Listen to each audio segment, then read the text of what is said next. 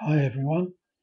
Um, it's been about 6 months since I last made a video, uh, mainly really because I didn't really have an awful lot to say.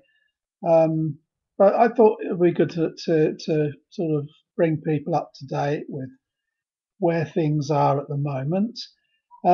It will actually be 6 years next week since I became ill.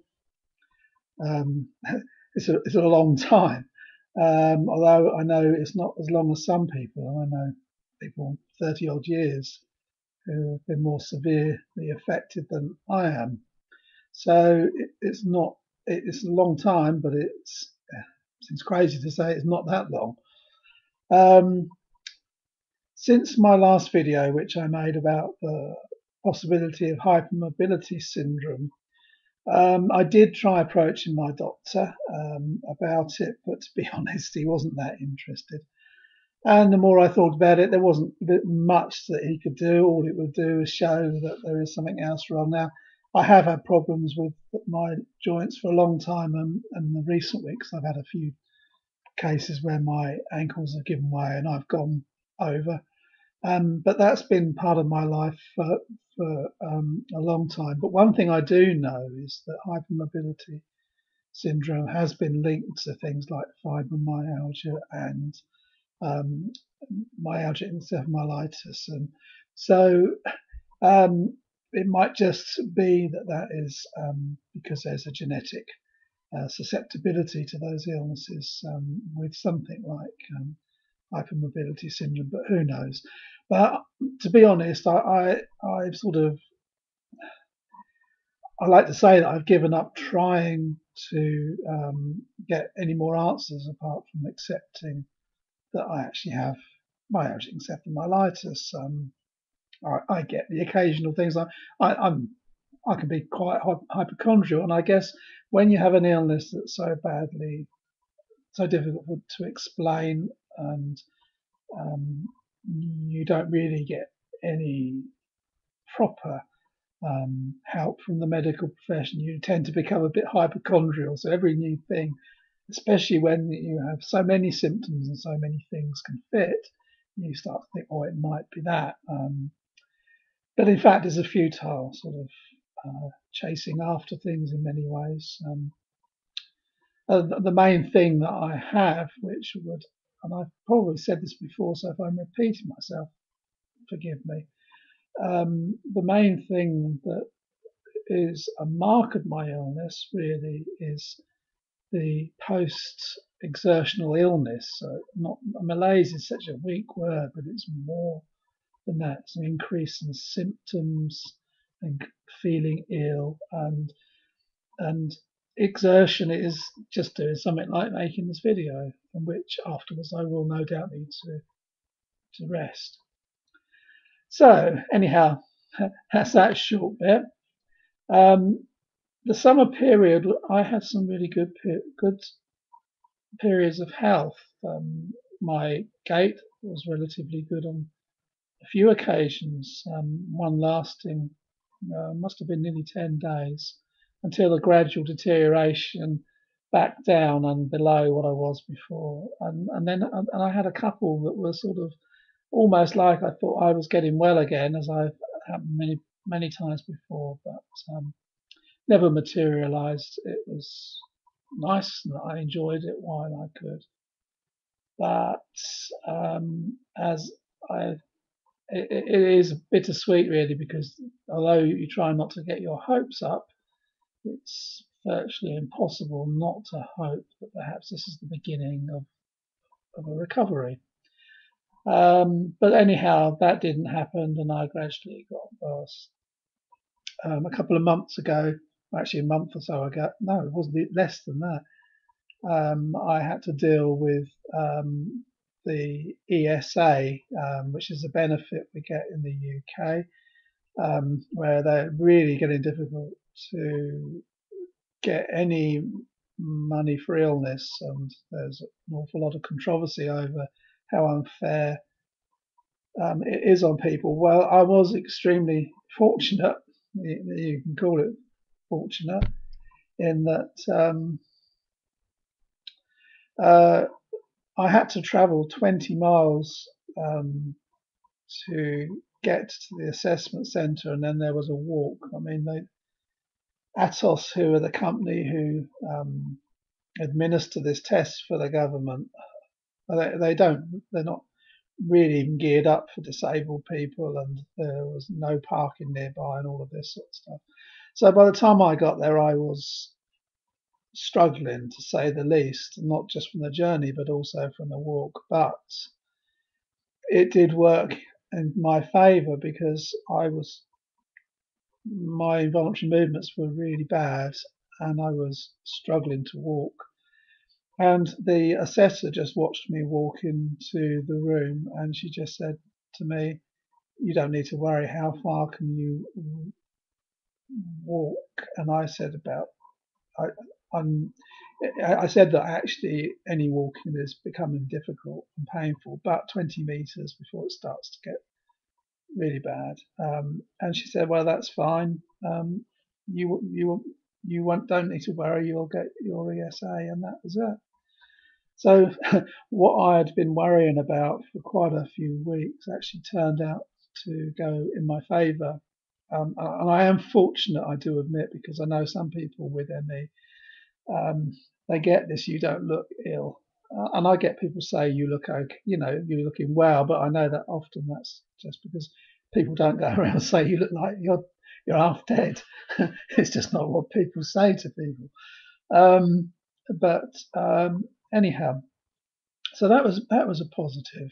Um, and this year I did manage to go away again, which was really nice. And I went away with my wife to Malta for a few days, and we visited a friend and stayed there. And it was quite difficult in terms of the journey, but it's so good the way the airports lay on transport to the aircraft and all of that. So there was little walking, and once I got there, we could take things fairly easily. So that was nice and really good to get some. This was in the end of October, and in the UK, at the end of October, it's getting cold.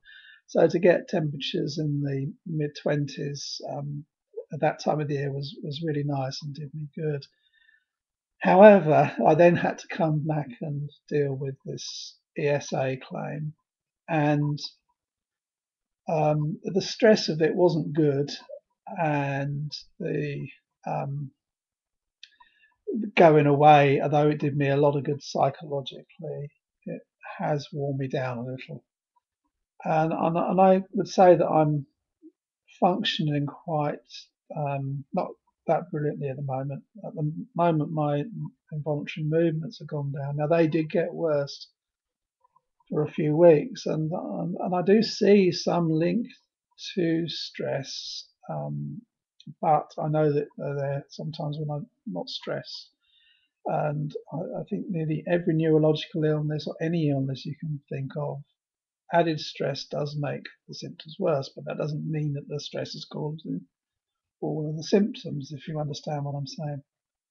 So, yeah, I became aware of that much more recently. The other thing that I've started to have more problems with, I sound like a right old moaner, has been pain.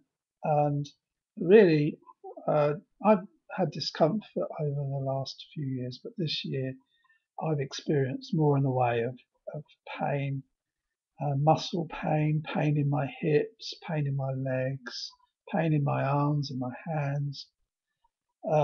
My shoulder, I had a problem with, and the doctor thinks it's been because of the use of the walking stick. I couldn't go a whole video without one of those.